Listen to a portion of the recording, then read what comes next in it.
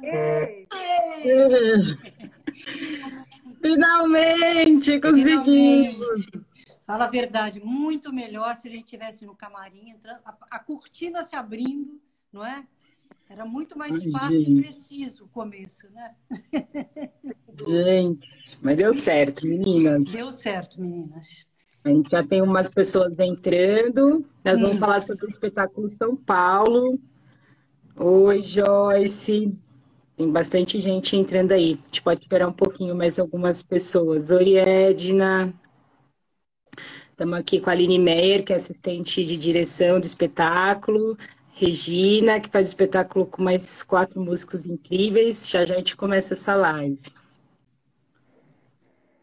Oi, Pedro. Oi, Bruno.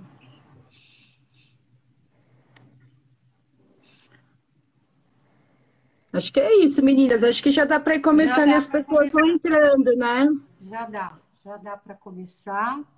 Como se a cortina se abriu, né? E vamos lá.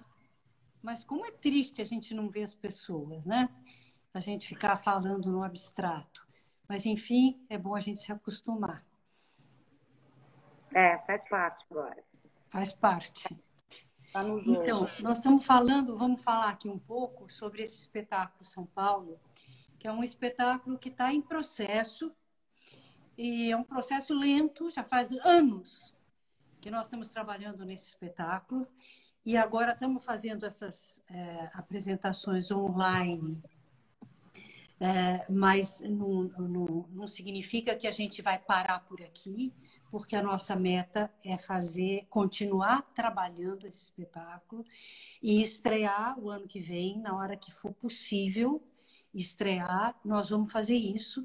Então, isso aqui, esse online que nós estamos fazendo, na verdade, é mais um pedaço desse processo que começou há muitos anos. Na verdade, começou quando eu li um livro de um grande amigo meu de adolescência, que é o Roberto Pompeu de Toledo. O livro se chama São Paulo, Capital da Solidão. E eu fiquei muito atraída por esse título, né? São Paulo, Capital da Solidão, essa ideia triste que já esse título trazia.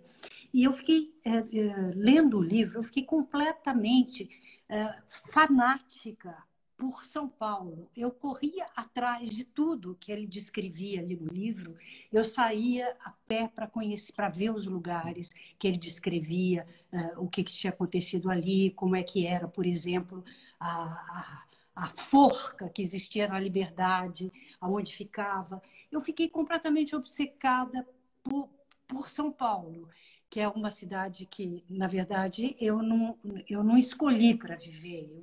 Eu fui ficando, eu vim para São Paulo com 18 anos e fui ficando. E, lendo o livro do Pompeu, eu fiquei imaginando que era possível fazer um espetáculo, que eu gostaria de contar essas histórias que criaram para mim uma relação diferente com a cidade, uma relação muito mais de afeto, muito mais de vida do que eu tinha antes, de saber tudo aquilo que eu aprendi. Isso faz mais ou menos uns 10 anos, eu acho, que esse livro foi lançado. A partir daí, eu comecei meio que sem querer ir juntando as ideias. Eu já tinha um caderninho em São Paulo, que eu ia colocando as ideias para um possível roteiro. Eu me lembro também que naquele Natal eu dei esse livro para vários amigos e continuei fazendo outras coisas, mas sempre esse tema voltava, e cada vez que eu lia alguma coisa interessante sobre São Paulo, eu já ia lá no caderninho anotar. Por outro lado, deu um certo bloqueio no momento, porque é difícil você sentar para escrever. Eu tenho muita dificuldade para isso. É mais fácil para mim subir para fazer alguma coisa do que sentar para escrever. Então, eu só anotei aquelas ideias e aí foi o trabalho de construção do roteiro. Na verdade, foi um trabalho de conjunto, que eu juntei todas essas ideias e eu comecei a compartilhar essas ideias com os meus companheiros músicos que fazem esse espetáculo comigo e que tiveram papel fundamental nesse espetáculo. Nós começamos a trabalhar músicas que falavam de São Paulo. Eu acho que nós chegamos a ensaiar assim, umas 30 músicas que falavam de São Paulo e tivemos um grande prazer nisso. E depois, claro, que o espetáculo tem algumas poucas dessas músicas. E esses músicos queridos são o Vitor Casagrande, que é que toca cavaquinho e bandolim, é o Alfredo Castro e agora a Sheina Barros, também, que fazem a percussão, e violão. Nós começamos com... temos 2 violonistas, o Guilherme Girardi e o Gustavo de Medeiros. E a participação deles foi fundamental, trazendo essas músicas que já... As próprias letras das músicas já nos faziam refletir muito sobre como encaminhar esse roteiro. Mas, na verdade, comecei a trabalhar mesmo em cima dele. Tive um auxílio da Mônica Sucupira, uma amiga que me viu fazer improvisações em cima de contar a história de São Paulo. E aí, finalmente, eu tive a minha querida diretora, aliás, é uma dupla, a diretora e a assistente de direção, que é a Bel Teixeira e a Aline Meyer, que elas tiveram tempo para sentar comigo na minha casa e eu pegar todas essas anotações e a gente fazer juntas a pesquisa que precisava, que a Aline conduziu isso para mim, indo atrás do que a gente sentia, que queria falar, mas que não tinha o material suficiente.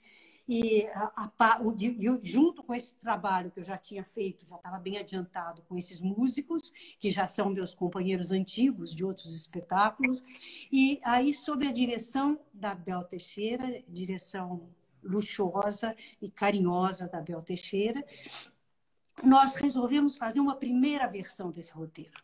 E fizemos um roteiro básico. Ensaiamos 1 mês na minha casa e fizemos uma apresentação na minha casa para 40 amigos.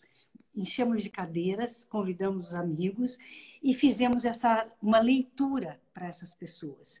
E a partir daí começou um processo muito maluco.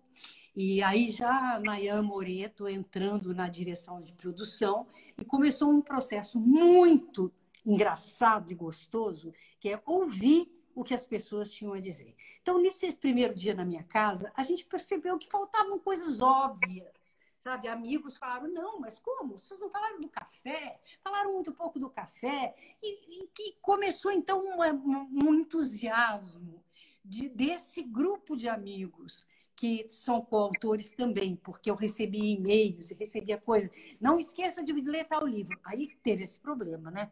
Gente, eu tinha que ler tanta coisa que eu falei, não vou dar conta, não vou dar conta. Eu achava, e cada vez que eu encontrava alguém falava que estava trabalhando sobre São Paulo, a pessoa falava, você não pode fazer espetáculo sem ler tal livro. E chegou um dia que eu me lembro que a Lili Schwartz me falou de um livro que eu tinha que ler. Eu falei, não quero mais ler nada, porque senão eu nunca vou sair desse lugar. Porque sempre, lógico, é tão rico esse material, tem tanta coisa maravilhosa sobre São Paulo, que você acaba que não vai ter fim, não teria fim nunca. Mas, enfim, depois dessa primeira leitura, a gente conseguiu, fizemos algumas leituras públicas. E aí foi realmente maravilhoso. A segunda leitura que nós fizemos foi na biblioteca, na casa do Mário de Andrade, dentro da casa do Mário de Andrade. E para mais ou menos umas 60 pessoas. Mas aí já deu um entusiasmo muito grande. E, claro, como nós estávamos entrando na casa do Mário de Andrade, nós mergulhamos no Mário de Andrade. E o espetáculo virou quase que 60% de Mário de Andrade. E a gente achava que só que faltava Mário de Andrade. Mas foi muito, muito forte esse dia lá. Foi uma experiência, eu tinha a sensação que eu estava falando com ele, sentada na sala da casa dele, e foi uma experiência assim, fantástica para mim.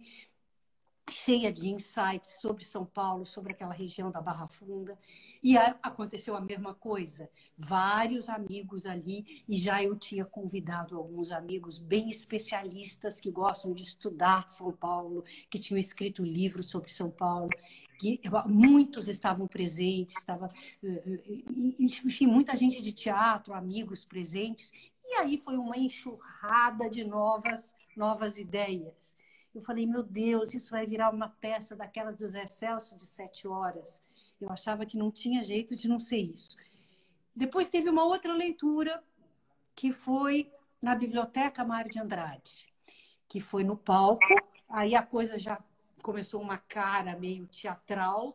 Aí nós sentimos também isso, que a gente não queria tanto esse afastamento. A gente queria continuar numa proximidade que a leitura estava dando e que o palco parece que esfriou um pouco. Mas tinha muita gente presente também e também acrescentamos. Foi aí que eu acho que a gente, não me lembro o que foi acrescentado aí, mas foi muita coisa acrescentada e muita coisa cortada do Mário de Andrade, porque estava um absurdo de Mário de Andrade o espetáculo. Na verdade, estava quase virando só Mário de Andrade. E nesse espetáculo eu me lembro que a Revolução de 32 era foi uma coisa muito tocante, que eu peguei o capacete do meu avô que lutou na Revolução e eu achava que era, enfim, isso tudo já caiu fora também. E depois da Mário de Andrade, nós tivemos, essa foi maravilhosa, uma leitura fantástica na Casa das Rosas. E essa leitura foi muito importante em tudo. Foi quando a gente introduziu pela primeira vez textos do Plínio Marcos, que também foi palpite do meu amigo Magrão, que tinha visto na biblioteca, e que falou, como? Falar sobre São Paulo e não ter o Plínio Marcos? Eu falei, lógico, que absurdo. Aí entrou o Plínio Marcos e fomos... Então, eu lembro que estreamos essa versão que tinha o Plínio Marcos na Casa das Rosas. E a Casa das Rosas também foi uma vivência muito forte e que trouxe para a gente também uma possibilidade muito bacana, que já tinha... Na minha casa, na primeira leitura, o meu grande amigo e o grande arquiteto, Isai Weinfeld, ele viu a leitura e falou, isso tem que ir para o Teatro Unimed, que é um teatro que nem tinha estreado ainda, na esquina da Santos com a Augusta, e que a curadoria do teatro é feita pelo Dueto, Monique Gardenberg e Jeff, o Jeff foi assistir na Casa das Rosas. E aí o Jeff viu a leitura e adorou, e aí nós planejamos uma estreia no Teatro da Unimed, que é um teatro delicioso, maravilhoso, lindo, projeto do Isai, e é uma coisa... A gente estava adorando estar ali naquele coração de São Paulo, ali atrás do Conjunto Nacional, aquilo trouxe outra energia para o espetáculo, e tivemos o auxílio luxuoso da Monique Gardenberg, que deu uma contribuição, assistiu os ensaios, me ajudou a cortar algumas coisas e me deu segurança em outras. E foi realmente maravilhoso a gente começar a ensaiar naquele palco.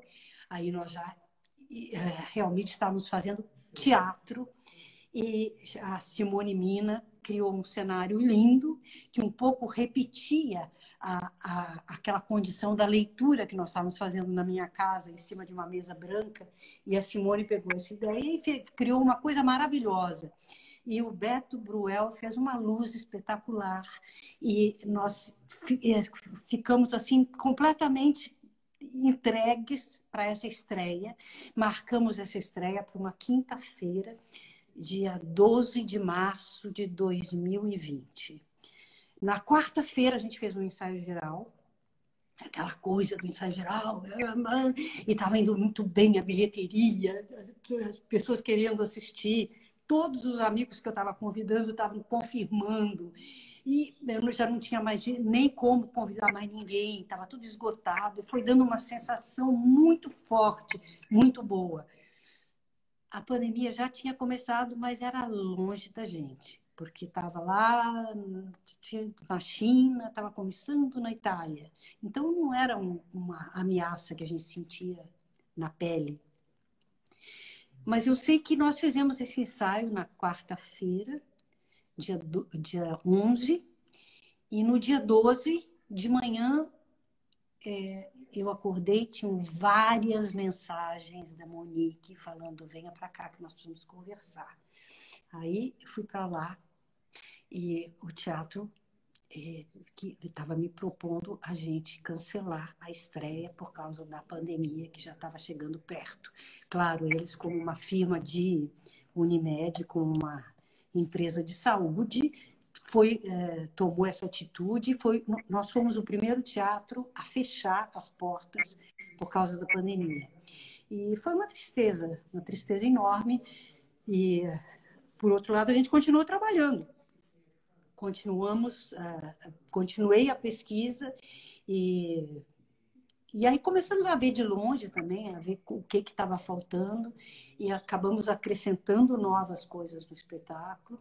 E como eu disse no começo, o meu objetivo realmente é conseguir fazer essa estreia ao vivo, que eu acho que vai ser uma experiência muito mais forte do que fazer sem ver ninguém. Mas, enfim, estamos aqui fazendo o que é possível, né, falando sobre o espetáculo, e fizemos uma versão online por conta da burocracia da Lei Rouanet, e foi esse processo, entende? Eu não acho que ele está encerrado ainda. Eu acho que tem coisas que nós começamos a ver agora. Por exemplo, a Revolução de 1917, que o anarquismo, o teatro em São Paulo, feito pelos anarquistas, feito pelos imigrantes. Outro dia mesmo, na palestra do Aimar Labach, ele falando da Itália Fausta, fiquei pensando, meu Deus, é um personagem que tem que entrar nesse espetáculo. E ele não está nesse espetáculo, mas ele estará. E é isso. Então, esse processo todo foi quase que uma faculdade que nós fizemos. E com isso eu não estou, de forma nenhuma, não quero que vocês pensem que é um espetáculo intelectual, porque não é nem um pouco. É um espetáculo absolutamente básico e simples, e que qualquer criança, aliás, qualquer criança, não, meus netos foram assistir as leituras, adoraram, convidaram a classe para ir também, porque é um espetáculo muito, muito simples e muito comunicativo. Jogo da bar também, né? Oi? Tem essa estrutura também do samba na mesa do bar, né? Que facilita, assim, que convida todo mundo, dá vontade de sentar junto, né? É verdade. Conta super na encenação. E a gente viu agora, principalmente também nessa experiência agora, né, Aline, do online, de ver como a gente não quer o online, como a gente quer a nossa mesa, e as pessoas e os músicos, né?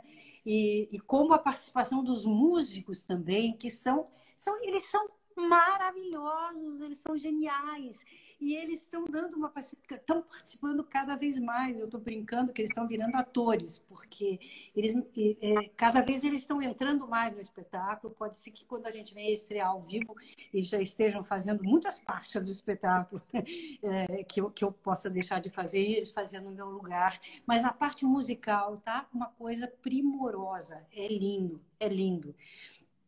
E os textos e o espetáculo, quer dizer, na verdade, eu fui colecionando coisas preciosas. Por exemplo, a descrição que Anchieta faz da subida da Serra do Mar quando ele chega em São Paulo.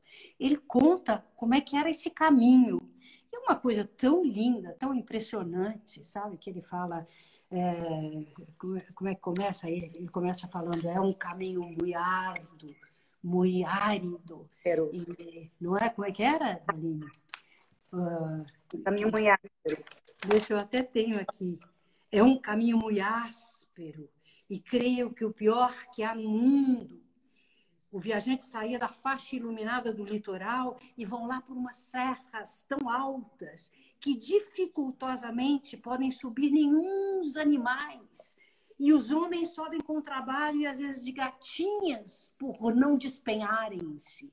Enfim, como esse texto do Anchieta, eu tenho coisas preciosas nesse espetáculo, sabe? Tem Paulo Bonfim, Alcântara Machado, Mar de Andrade, Oswald de Andrade, Plínio Marcos, Aline, o que mais aí que temos? O Paulo Prado. Paulo Prado, o Pompeu, o livro do Pompeu, entrou muita coisa do livro do Pompeu. Enfim, José Miguel Wisnik, Levi-Strauss.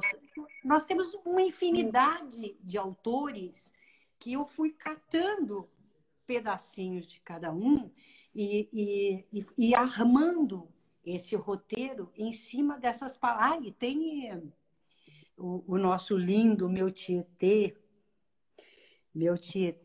do Itamar Assunção. Ah, tá. Não é? Estou tentando lembrar os textos. Eu tenho textos do Drauzio Varela, um texto lindo, que é um texto que o Drauzio, na verdade, nem escreveu para a gente. Ele foi uma matéria que ele escreveu na Folha de São Paulo, que eu fiquei encantada, que ele fala, porque normalmente as pessoas falam muito do peso, do escuro, né, de São Paulo, do cinza, e o texto do Drauzio era sobre a alegria. Eram os passarinhos e as árvores. E como os passarinhos insistem em morar em São Paulo. Por que a gente não vai gostar de São Paulo se os passarinhos que podem voar para outro lugar, por que eles insistem em ficar aqui? Então, enfim, foi isso tudo juntando. E já tinha feito essa experiência com outros espetáculos. Eu tinha feito Agora Eu Vou Ficar Bonita, que era em cima do tema da velhice, mas o tema da velhice, o Drauzio me ajudou a escrever. E já tinha trabalhado com estes músicos também, então essa continuidade, e já tinha trabalhado com a Aline, com a Nayane e com a Bel Teixeira. Eu estou gostando muito, sabe? É muito importante para mim essa permanência das pessoas. Eu, por mim, nem conhecia mais gente nova, ficava só com os que eu já tenho, porque nem dá tempo de você aprofundar o suficiente, né? E eu espero uma vida longa para esse espetáculo, é isso que eu espero. E eu espero ter muitos contatos com o público, e espero que a gente tenha muitos papos ao vivo, de preferência. O que você acha, Aline, que eu não falei, que eu devia ter falado? Não, o que eu acho que dentro do espetáculo também, dentro dessa coisa, já tem o roteiro, já tem não sei o quê, mas é um trabalho, mesmo quando estrear, vai continuar um pouco em progress. Eu também acho. Aconteceu, por exemplo, em São Paulo, a pandemia, o aumento da fome, o aumento de... Enfim, teve um monte de coisa, e essas coisas, aos poucos, a Regina, ela incorpora, opõe, ou então tem que contar, não pode... Isso é muito legal, dá uma coisa muito viva para o espetáculo, eu acho, também. É verdade. A gente está todo dia querendo acrescentar alguma coisa, né? E tem também o que eu sinto, o que mais nunca senti isso tão presente, é a participação das pessoas que assistem dentro de um espetáculo que eu tenha feito. Porque quando o texto é pronto, é acabado, né? É diferente, as pessoas gostam ou não gostam. Aqui não, elas entram para discutir, né? Para querer acrescentar alguma coisa ou querer não concordar com alguma coisa. Então, é muito vivo isso, muito, muito vivo, né? E, enfim, essa reação das pessoas que a gente tem vivido sempre é que nos alimenta, né? E que dá... São Paulo de cada um, né? Que, na verdade, o espetáculo São Paulo virou um personagem, né? Meu filho que me disse isso numa das leituras que ele foi ver, ele falou: nossa, vocês conseguiram fazer São Paulo a gente ficar comovido com essa pessoa. Não, você consegue olhar essa cidade de um ponto de vista afetivo, né? Exato. Enfim, somos muito entusiasmados com esse trabalho e continuaremos sendo até estarmos no palco abrindo aquela cortina. Não, não vai ter cortina, vai ser já direto. E claro que aí com coisas novas também, que a gente já vai começar falando de outras coisas, porque já mudou tanto, né? Claro, claro, vai continuar mudando, quem sabe. Enfim, tá, faz parte dele. Aceitar as mudanças, isso que é muito legal, muito bacana. Né? E o repertório também vai das músicas, quer dizer, essa redução. Quantas músicas você falou assim? Eram o quê? Umas 30? Não, teve uma época que a gente estava cantando 35 músicas. Não dava tempo de ensaiar todas. E eu tinha algumas que a gente já tinha certeza que queria, mas estava sempre alguém trazendo uma nova. Então eu tinha, nossa, depois teve uma época que comecei a ouvir todas as músicas do Wisnik. Era uma caixa de CDs, assim. Isso não tinha fim, né? As antigas, as modernas. Mas foi muito, muito forte, muito gostoso tudo Também isso. às vezes dá vontade de mexer, de botar, nossa, bota mais uma troca, enfim. É verdade, é verdade. E teve uma época também, lembra que eu comecei a pensar de ter um momento no espetáculo que fosse aberto para aquele dia presente. Então, eu ia chamar uma pessoa que participasse, um sambista, porque o espetáculo é muito em cima, não é só samba, mas é principalmente em cima de sambas. Então, me ocorreu que eu podia convidar pessoas para participarem, cada dia uma, para entrar e fazer alguma coisa, falar alguma coisa, dizer um poema, dizer um texto sobre esse tema, né? Porque o tema é tão geral. Ia ser, eu gostaria de fazer isso. Teve uma época que eu pensei em chamar a Maria Adelaide Amaral, nossa grande amiga, para ela foi quando eu estava trabalhando o Tô Tateando com a Zélia Duncan, que é um espetáculo que a gente fez em cima da obra do Listati. A Adelaide fez uma visita guiada ao Cemitério da Consolação, para mostrar. E foi aquilo, foi uma coisa tão engraçada. A Adelaide é muito informada e ela andava de túmulo em túmulo falando assim: essa daqui era amante desse, e aí a fábrica desse passou para aquele. Gente, aquilo foi o máximo. E teve um momento que eu pensei: eu vou chamar a Adelaide para fazer isso um dia. E as ideias, então, fervilharam, né? E quem sabe a gente não faz isso, né, Aline? Por aí também, Né? né? Outra história para contar, sem dúvida nenhuma. E agora nessa torcida, né, do espetáculo que ela vai estrear, que não tenha, enfim, que tenha seja possível, meu Deus. E que a gente possa olhar, porque eu estou vendo aqui, por exemplo, eu não sei, quando eu olho para mim aqui, eu não sei se eu estou olhando para a pessoa com quem eu quero falar, né? Isso é uma certa aflição, né? Claro, claro. Não, é terrível. É terrível. Não, mas, enfim, eu acho que é essa a história do espetáculo, é essa a história do São Paulo.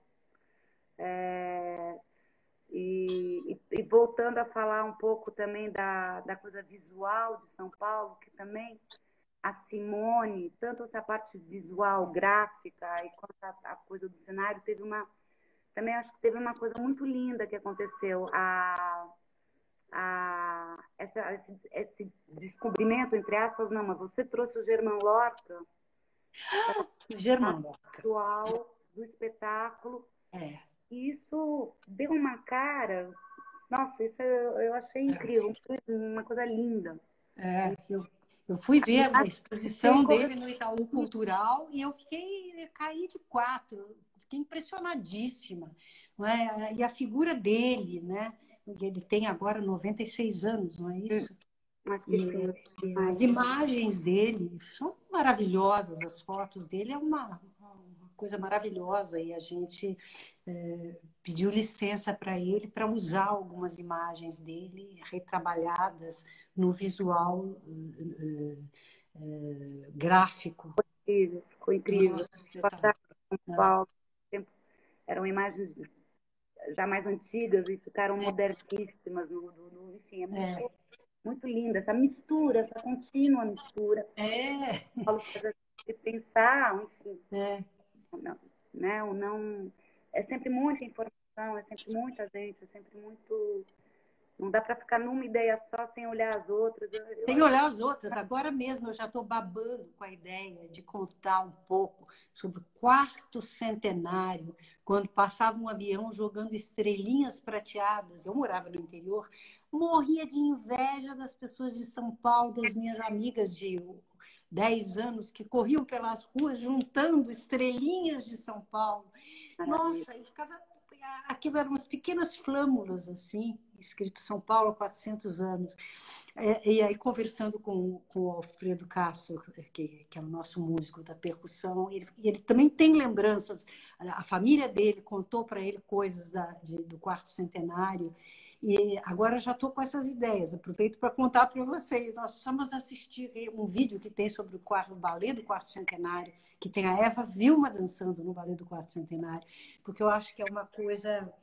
O Carlos Augusto Calil falou para a gente uma vez na leitura lá na Casa do Mar de Andrade, que ele achava que faltava no nosso texto um pouco de ridículo, o ridículo de São Paulo, não é? E eu tenho a impressão que o quarto centenário pode representar para a gente um pouco desse ridículo que a gente precisa trabalhar. Que também faz parte. O ridículo, o kit... Enfim, mania de grandeza que chega que extrapola completamente, né? Quase estraga, e segue. Menina, só para dizer para vocês aqui que acho que o que a gente tinha para dar de quentinho aqui do São Paulo já foi dito, né? E também, Regina, para te dizer que tem um monte de gente aqui falando que está gostando de te ver novamente aí nas telas e te elogiando, tá? Só para deixar aqui. Ai, que bom, que bom, que bom. Não dá para você ler tudo que você está aí falando. Nas telas né? aqui ou na novela? Na novela, Né? Na novela, que acho que falou da volta da televisão, né? Então isso foi ótimo para mim também. Essa novela é maravilhosa, Um Lugar ao Sol. É um texto maravilhoso da Alicia Manso. E eu acho que eu nunca fiz uma novela que eu gostasse tanto do conjunto, sabe? Do personagem, do texto e da companhia em geral, da produção, da direção. Eu fiquei muito, muito bem impressionada com o que eu vivi nesse momento tão difícil que foi. As gravações foi tudo muito difícil, muito complicado, né? A gente testando todo dia e algumas pessoas foram contaminadas e, enfim, foi difícil, mas parece que isso deu uma coisa forte para esse elenco. É um elenco fantástico. E essa novela, eu acredito muito nela. E meu personagem é muito interessante. Eu vou entrar logo mais. Eu faço uma psicanalista famosa. E todo mundo faz terapia comigo na novela. Eu tive a oportunidade de contracenar com excelentes atores assim que passaram pelo meu consultório e gostei muito de fazer esse personagem. Meu nome é Ana Virgínia e logo mais eu estou entrando na novela. Maravilha, maravilha. Acho que vocês podiam encerrar aí convidando o pessoal para assistir no canal do YouTube do espetáculo. Vai aí, Anayan. Eu vou. Então, de quinta a domingo. Vou colocar aqui mais uma vez. O link está na bio do Insta do espetáculo. De quinta a domingo. Então, é só clicar lá. E tem uma coisa importante para falar que a gente fez os vídeos com audiodescrição e com Libras. Então, a comunidade surda também tá, os deficientes visuais, né, estão convidados aí também para prestigiar o espetáculo que está com acessibilidade. Então, a gente tem a versão que é acessível e a versão, enfim, original. E só até a semana que vem, né, que vai? Isso, temos mais 5 apresentações, hoje às 18 e depois mais quinta, sexta, sábado e domingo da semana que vem. Ok. Regina, feliz essas histórias. Louca para ter o ao vivo. Né? Maravilha. Obrigada, meninas. Semana que vem a gente deve fazer mais uma live com a diretora Isabel Teixeira. A gente avisa aqui no Instagram do espetáculo. Tá bom, muito obrigada e muito obrigada para vocês que assistiram. E eu espero que vou ter a oportunidade de ver vocês pessoalmente na plateia desse espetáculo. Em breve, tomara. Beijo, gente. Até logo. Obrigada. Bom domingo para todo mundo. Tchau.